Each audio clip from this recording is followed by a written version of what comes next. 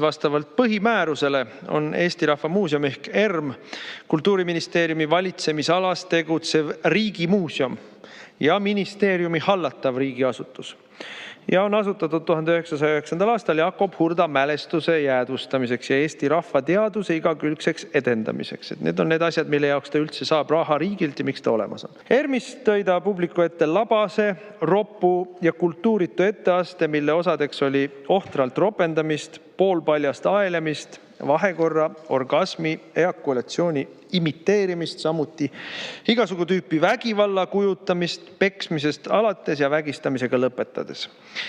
Samuti siis esinejad mõnitasid, alandasid ja ründasid publikut, vajutades neile näiteks otsa ette solvavaid templeid nagu suguhaige või libu. No üldiselt enamus asutusi, ja ma pean seda ka õigeks tegutsemisvormiks, on Kultuuriministeeriumi haldusalas riigi poolt siis kaasasutatud sihtasutused, millel on oma juhtimisstruktuur ja nõuandev kogu, nõukogu, mis otsustab siis läbi oma ekspertsuse selle tegevuse üle, mida sihtasutused ellu viivad. Ja mina usaldan neid eksperte. No esiteks ma juhin tähelepanu, et ma ei küsinud ministeeriumi arvamust. Ministeeriumil ei ole arvamust. Meil on minister, kelle arvamust me tahtsime küsida ja minister taandab ennast sellest.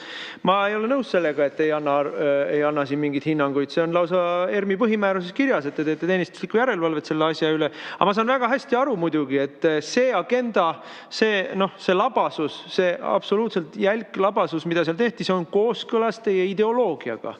See on Reformierakonna globalistlik, vasakäärmuslik ideoloogia, mis sobis teile.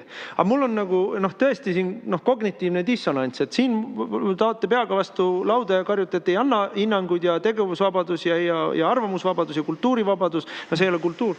Aga miks te siis näiteks ERR-i puhul sama vabadust ei näe? Et ERR, mis on avalik õiguslik, seal te läksite küll hinnanguid andma ja nõudma selgitusi ja selle peale, kui siis ERR-i nõukogu esimees ka võttis sõna kultuurisutuse, labasuse ja äärmusideoloogia levitamise vastu. Et miks te teete neil vahet? Kusjuures üks on otse teie alluvuses ERM, aga ERR ei ole teie alluvuses. Et miks te nii kahepalgeline ja valelik olete? Ma ei sekku ERR-i töösse. Ma ei kommenteeri ega suuna ERR-i programmi ega sisu. Minu pöördumine Ringhäälingu nõukogule küsis ainult ühte asja. Kas nõukogu esimehe avaldus oli ERR-i ametlik seisukoht või oli see isiklik seisukoht? Ja see käib minu ametiga kaasas, et küsida selgitust ja ainult seda ma tegin. No see, mida te ütlesite oma kirja kohta, mille te saatsite ERR-i nõukogule, ei vasta ju tõele. See on lihtsalt sõna otseses mõttes vale. Te ütlesite, et teie ei andnud mingisuguseid hinnanguid, lihtsalt küsisite, kas Veidemann väljendas isiklikku seisukohta või oli see ERR-i ametlik seisukoht, mida ta väljendas. Ma loen teile ette, mida on kirjutatud ERR-i enda temaatilises uudises, kus on tsiteeritud teid. Tsiteerin: selline avaldus tõstatab tõsiseid küsimusi Rahvusringhäälingu juhi väärtushoiakute kooskõla üle avalik-õigusliku ringhäälingu seadusest tulenevate kohustustega ning ERR-i sõltumatuse ja usaldusväärsuse kohta. Andsite väga selgelt hinnanguid ERR-i nõukogu esimehe väljaütlemistele. Ja mina kordaksin seda sama küsimust.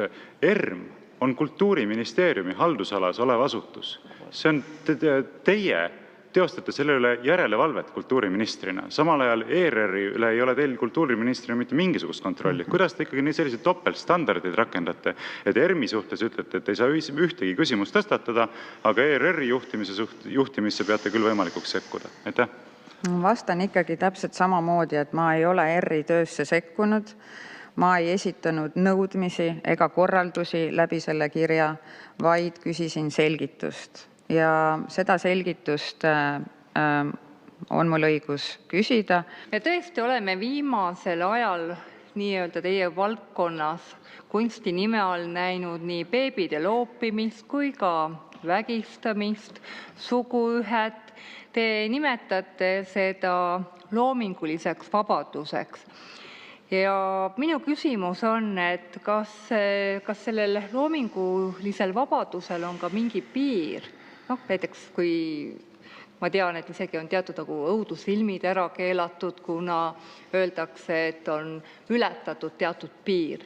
Et kas meie kultuuriministril on mingit piiri, mille ületamise puhul ta ütleb, et ei, et see enam ei ole loominguline vabadus, et seda ei tohiks teha, et see on solvav, see on lõhestav, et kas teil on selline piir, aitäh? No siit tulebki nüüd välja, et tegelikult see ühel pool räägite ühte juttu, teisel pool teist juttu, et väitsite, et ei küsinud ERR-ist mingit selgitust, kui te andsite oma hinnangu, samas ERM, kes on teie juhitav ja hallatav riigiasutus või tähendab teie järelevalvatav, siis sealt ei suuda mitte midagi küsida, et lasete lihtsalt loominguvabandusega edasi minna.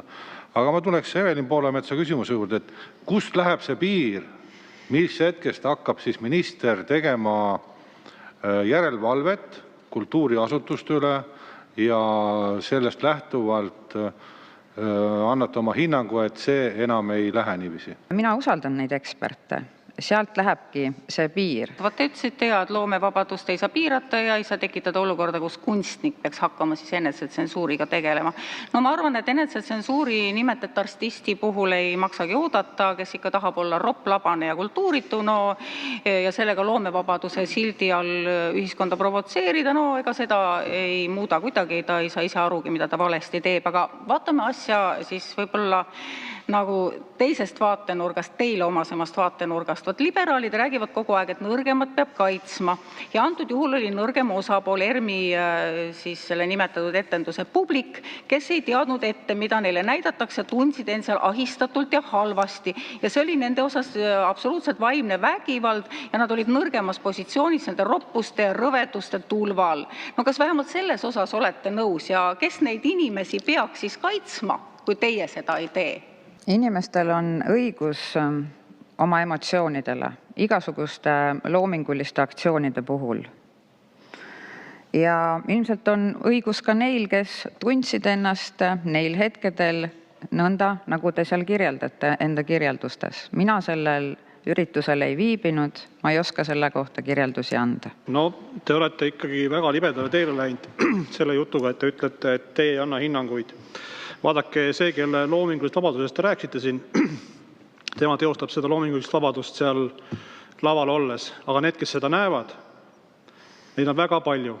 Ja näiteks mina lapsevanemana ei taha, et minu lapsed näevad sellist jälkust, mida siis esitatakse, teie esitate seda loomingulise vabadusena. Ja kahjuks te ei vastanud ka enne siin nii Arvo Alleri kui ka varasemalt Evelin Poolametsa vastusel, et kus maal see piir jookseb.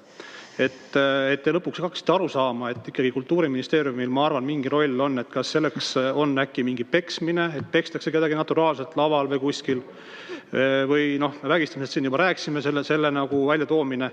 Kas te tõesti arvate, et me peamegi välja jõudma põhimõtteliselt siis selleni, et keegi tapetakse ära, et siis nagu teete politseisse avalduse või ei ole see ka teie asi? Väga mugav.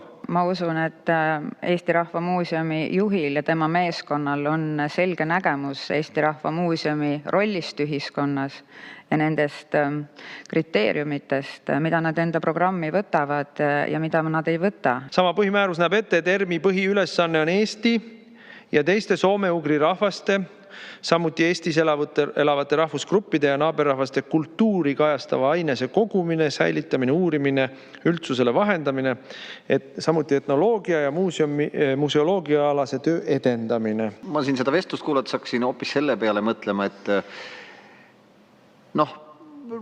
räägitakse siin sekkumisest, mitte sekkumisest, natuke sellist juriidilist juttu, aga tegelikult võiks minister ju selgelt oma sellise maailmavaatelise seisukoha välja öelda, et oleks Eesti inimestel see teada ja siin Riigikogus see teada ja sellepärast ma küsin siis hoopis niipidi nende kahe sündmuse kohta ja ma arvan, et see ei ole liigne sekkumine, kui minister oma arvamuse välja ütleb sõltumata sellest, mida eksperdid arvavad. Ja nüüd ma küsingi teie käest, et kas teie arvates just isadepäev on see hea päev, kui näidata samasoolist paari pühapäevase isadepäeva hommikusaates ERR-is ja kas teie arvates selline etendus, mida me siin käsitleme, on sobilik ERM-is maksumaksja raha eest etendamiseks? Et nende kahe sündmuse kohta küsin teie arvamust, et me saaks teada teie seisukohta nendes asjades? Aitäh! Ma arvan, et ERR-is on väga tugev toimetusvabadus või toimetajaskond, kes